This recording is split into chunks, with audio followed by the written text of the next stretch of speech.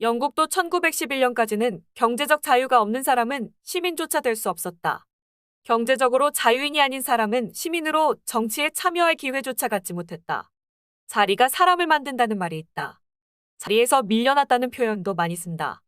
어찌 보면 인간의 역사는 높은 자리를 차지하기 위한 투쟁의 역사이며 더 많은 부를 차지하기 위한 끝없는 자리 다툼의 다름 아니다.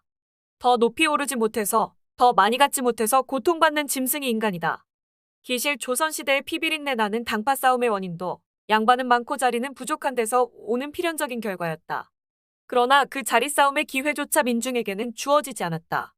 현대사회에 들어와서 달라진 것이 있다면 그것은 부자의 자리를 가져본 적이 없는 패자들에게 가난이라는 고통에 창피라는 모욕까지 더해졌다는 사실뿐이다. 존재 상황이 이러하니 우리가 세상에서 차지하는 자리에 대해 늘 불안해하는 것은 어찌 보면 당연한 일이다. 의회민주주의의 원조라는 영국도 1911년까지는 정치란 일반 민중들은 감히 넘볼 수 없는 제한된 지주 귀족들의 전유물이었다. 국회의원직은 귀족이나 신사계급인 젠트리가 무보수로 봉사하는 직무였다. 이는 그리스 로마의 정치가도 마찬가지였는데 아리스토텔레스부터 남북전쟁 전 미국의 노예제 지지론자까지의 시민전통은 생산적인 노동에 투신할 필요가 전혀 없는 사람에게만 시민권을 부여하는 것이었다. 고대 그리스에서 정치는 모두 공공광장인 아고라로 통했다. 법률이 제정되고 선동연설이 이루어지고 대규모 재판이 열리는 시민참여의 장이었다. 시골에는 아고라가 없었다. 당시 그리스의 시민은 오전에 여자 노예를 데리고 아고라로 나와 필요한 물건을 사서 집으로 돌려보낸 뒤 친구를 만나 잡담하거나 체육장에서 운동을 했다. 배심원으로 뽑히면 재판소에 갔으며 이발소에 앉아 빈둥거리다가 해질녘이 돼서야 저녁을 먹으러 귀가하는 것이 보통의 일상이었다. 따라서 경제적으로 자유인이 아닌 사람은 시민으로 정치에 참여할 기회조차 갖지 못했다. 근데 유럽에서도 부동산을 갖는다는 것은 대부분의 시민 이론가들에게도 그것은 땅을 의미했는데 시민이 되기 위한 필수 조건이었다. 왜냐하면 토지는 소유자를 이 육체노동으로부터 해방시킴으로써 공동체의 진로 수기에 보다 많은 시간을 투자하도록 하기 때문이다. 그러나 부동산 획득을 위해 땀 흘리는 사람은 시민이 될 자격이 없었다.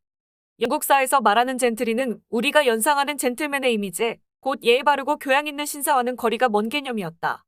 간단히 말해서 귀족이란 토지를 1만 에이커로 1200만 평 이상 소유한 거대 지주를 말하고 젠틀이란 3000에서 1만 에이커 사이의 토지를 소유한 지주로서 이 귀족과 젠틀리가 근대 영국의 상류층을 형성했다. 당시 토지 200에이커면 연 200파운드의 소득을 올릴 수 있었는데 이 정도면 중류층의 수준에 해당하는 것이었다. 따라서 지주들의 수입이 얼마나 대단했었는지 짐작할 수 있다. 정치란 바로 이들 대지주의 전유물이었던 것이다. 그렇다면 당시의 산업자본가 계층은 어디에 속할까? 이들은 엄연히 중류층으로 분류된다. 왜냐하면 산업자본가들은 상류층의 문화를 공유할 수 없었기 때문이다. 상류층 문화란 무엇을 말할까? 한마디로 아무런 직업 없이, 아니 여가를 즐기는 것이 주업인 고급 한량들의 문화다. 다른 젠트리들과 정기적으로 회합을 갖고 무도회를 열고 사냥을 하고 경마나 도박을 하고 짬을 내서 정치를 하는 것이다. 정치를 하더라도 전념하는 일은 없었고 다만 여가 생활을 해치지 않는 범위에서 했다. 경건한 종교생활 독서, 사색 산책품이 있는 매너와 복장과 같은 신사의 문화는 이렇듯 여유 있는 지주층의 문화였다. 이 지주의 문화는 전체 영국 국민 문화의 모범으로서 존경을 받았다. 때문에 중류층들도 재산은 지주층에 못 미치더라도 최소한 차림새와 행동거지라도 그 문화를 흉내내려고 했었다. 그런 이유로 당시 젠트리 계층에는 노총각이 많았다. 평균 결혼 연령이 30세로서 늦었던 것은 그 시대 숙녀들 때문이었다. 1857년의 신문기사를 인용하면 당시 소박한 경우라고 하더라도 말 2마리가 끄는 사륜마차, 승마용 말, 런던 남쪽의 고급주택과 같이 조용한 곳에 집 한 채, 화이트섬의 별장, 그리고 오페라 극장의 지정석 정도는 마련할 수 있어야 청혼할 수 있었다고 한다. 물론 이 정도는 그 시대 숙녀로서 당연한 요구였다. 결국 중하류층 여성과 결혼하여 신분이 떨어지는 것을 원치 않았던 젠트리들은 재산을 모을 때까지 결혼을 연기할 수밖에 없었다. 따라서 제품이나 기계를 개발하고 회사를 운영하고 판매와 회계에 신경을 써야 하는 자본가 계층은 이러한 소비성 문화를 도저히 함께하기 힘든 성실한 중간층에 지나지 않았다. 우리가 잘 알듯이 18세기 후반부터 19세기 초반의 영국은 산업혁명기에 해당하므로 산업자본가층이 주도했을 듯하다. 하지만 영국은 20세기 초반까지만 해도 엄연히 지주들이 주도하는 나라였다.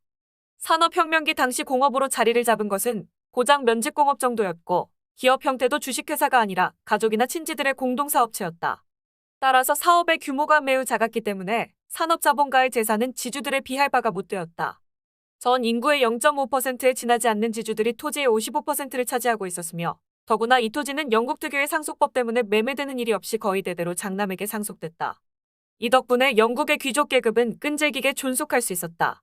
성원을 차지하던 귀족들은 영지에 있는 으리으리한 저택에서 몇십 명의 하인들을 거느리고 상경의 파티를 열면서 사교 활동을 벌였다. 물론 그들이 민중을 배려하지 않은 것은 아니었다. 그들은 늘 이런 식으로 자신들끼리 속삭였다. 물론 그 사람들은 영리해. 당연히 영리해야 하지. 그 사람들은 돈이 없거든. 그러다가 가난한 사람도 국회의원직에 전념할 수 있게 됨으로써 민중의 요구가 정치에 반영될 수 있었던 것은 1911년 영국에서 국회의원에게 봉급이 지급된 때문이었다. 그때부터 능력주의의 미명화의 가능성의 문은 크게 열렸지만 그렇다고 평범한 사람들의 운명이 크게 바뀐 것은 아니었다. 오히려 가난이라는 고통의 모욕감만 더해졌다.